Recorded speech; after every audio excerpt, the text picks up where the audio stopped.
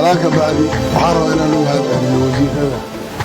ugu horeeya wasiirka maaliyadda dowladda federaalka Mr. Bayle iyo wasiirada ka socda dowlad goboleedyada iyo agaasimayaasha iyo farsamayaqaanada intaba ka shaqaynayay barnaamijkan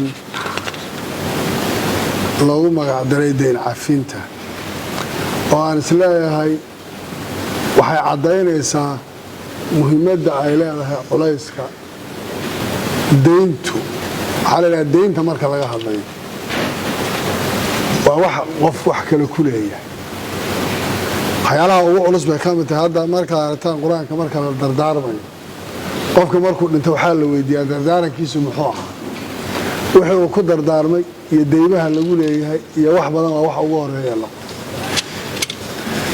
shakhsi baa laga hadlaya markaa dowlad iyo deyn marka laga hadlayo waliba deymaha dowladuhu ay ka duwan yihiin tan qofka caadiga uu qaadanayo waxaa laga yaabaa hadda deynta waagii ugu horeysay dowladda Soomaaliyeed oo intooda oo dhan qaar badan oo ka mid aan dhalanin lacaga la qabo ay ahayd haddana waxaa jira wax la yiraahdo dulsaar oo ku soconaysa ilaa marka dambe wadanka waa isleeyahay waa la yeelanayaa mulkiyadda sida loo wado deyntii qofka culayska leh marka maxaa malaynaysaa mid mujtamac dhan oo laga yaabo ka dhabarka ku jiriya ka dhalan doona oo waxba ka ogeyn deynta la sheegay waxay ahayd in ay noqonayso wax dimadiisa lagu leeyahay oo isaga saa loogu leeyahay oo haddana aan ku ekaanay in dulsaar ay noqonayso waxaan aad u soo dhaweynayaa horta cid kasta oo ka soo shaqaysay ama cid kasta oo naga caawinaysay barnaamijkan sida uu socdo iyo in bal Soomaaliya adduunku nooca u macaamiltamo deyn in la dhaafo waxaa haddana ku xigaysa in wax la bixiyo mashaariic iyo horumar iyo maalgashi iyo shirkado iyo wax badan qaabka ay noqoto waxaan isleeyahay waa mid ka baxsan waayahan siyaasado badan baa Soomaaliya la isku hayaayo xanta siyaasaddu way badan tahay oo arrinta siyaasaddu siyaalo badan baa culaysay u jira waxaa laga yaabaa hadda intaan wada fadhiday siyaasadda markii laga hadlayo dowladda federaalka iyo kuwa gobolada iyo kulli isteedyada inay wax badan madmadow jiri karaan laakiin midaan maxay kaga duwan tahay midaan waxay kaga duwan tahay waa wax aan leenahay waa wax la inagu leeyahay waa wax aan leenahay ilmaheena lagu leeyahay waa wax aan leenahay hadday sii jirto dhib ay inagu leedahay waa wax aan leenahay horumarkeena ku xiran aan gaadhna markii la cafiyey iyo markii laga tagay wixii la soo daayay dambe si aan u qaybsanayna aan isku xaqxayno laakiin marka hore waxaa asala inay meesha ka baxdo boodda deyntan oo qolyaha nagu sheeganaya hadday ilaahay waan idinka cafiyeynaa shuruudihii buuxiya waxaa annaga nala gudboona waxay tahay inaan buuxino si 100% shuruudaha lanaga rabo oo warbal xataa wuxuu yidhi hadhow inagu aan isqa qabsanay oo hadhow waxayna horta bal dadka aan la joogna waxaan u sheegana inagu hadhow waxaan isku qabsanaynaa iyo kanaasad bursada iyo wixii la bixiyay sax looma qaybinin iyo wasiir Bayle wixii hore ku soo gaaray sidana ahayd iyo kulli waxaas oo dib ha noqoto laakiin waxaan hadda ka wada hadlaynaa ha noqoto dariiqa ugu sahlan inaan buuxino shuruudaha inaan gacmaha isqabsano inay deyntaasi meesha ka baxdo oo iyada aan meesha inaan iyada kulligeed ka wada shaqeyno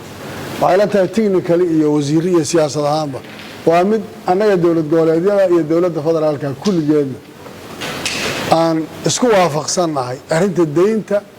iyo cafiskeeda inaan kulligeed ka wada shaqeyno oo god kasta ay gasho wixii dowlad goboleed ku xidhma iyo wixii federaal ku xidhma iyo wixii baarlamaanka ku xidhma aan sidaa uga wada shaqeyno inay midaasi ay tahay shayga saxda ah meesha laga maarmaanka aan idinkana idiin rajaynayo inay noqonayso kulamada idinku dambeeya waxaan sugnaa ay noqoto Soomaaliya deyntii waa laga cafiyey mashaariicda soo fulaysa waxaana noqonaysaa aan doodeena dib u dhigano marka waxaan u maleynayaa waqtigu uu idinku yaryahay Soomaaliya maanta haddaynan siyaasaddu iyo hogaaminta iyo isqabsasho aynan midna intay bilaabaan ayna hore u wadin wax badan baa inaga halaabi kara laakiin shayga asalkii waxa weeye Soomaaliya maanta waxay u baahan tahay isku duubni xusuus meesha shalay ka timid xusuus waayo siday ahaan jirtay xusuus waxa horteeda yaalla rabto inay hiigsato xusuus burburku dhibaatada uu leeyahay inay intaas ay dib u qaataan oo dib waxaasoo dhan wada fiiriyaan baa asala marka waxaan idin leeyahay allah idiin fudaydiyo waan idinku garab taaganahay